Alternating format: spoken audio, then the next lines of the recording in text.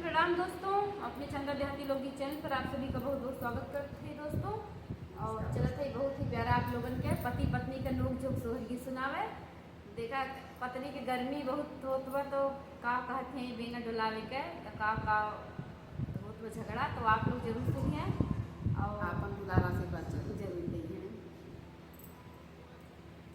ऊंचिया टरिया पिया तो हई तहावा ना बयार लागे हो। ऊंचिया टरिया पिया तो हर तहावा ना बयार लागे हो।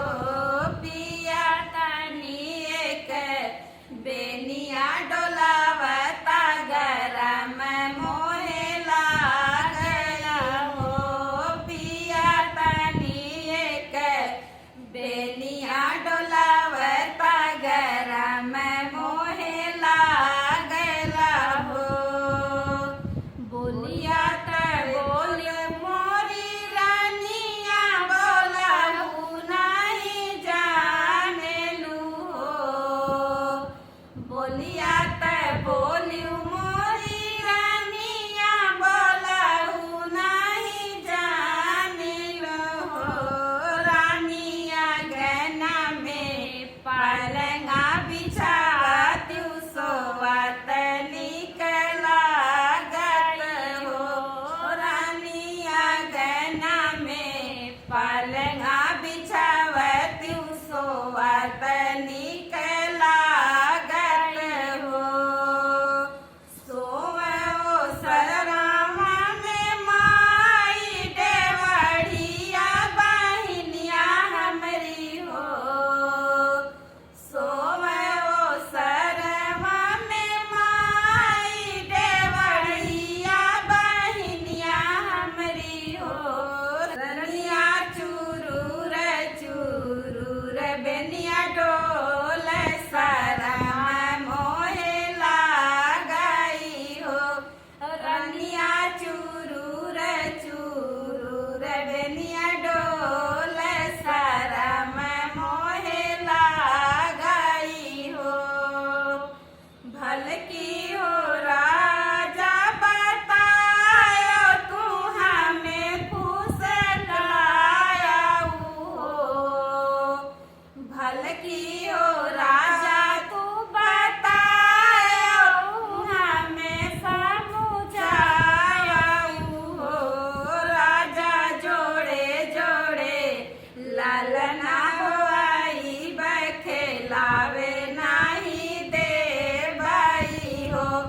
राजा जोड़े जोड़े लालना होई बखेलावे नहीं दे बाई हो। भलकी हो रानी बतायू तू हमके समझायू हो। भलकी हो रानी बतायू तू हमके समझायू हो। रानी तो हरी से जरिया नहीं आई बलालनवा कैसे होई हई हो। रानी तो हरे से जरिया नहीं आई बलालनवा कैसे होई हई हो। भर ले बैमानिया से नूरवा रोका जरवा देबे हो। भर ले बैमानिया से नूरवा रोका जरवा देबे हो। राजा तीर चीना जरिया तोहके मारबे अपन चलिया हो। राजा तीर चीना जरिया तोहके मारबे अपन चलिया हो।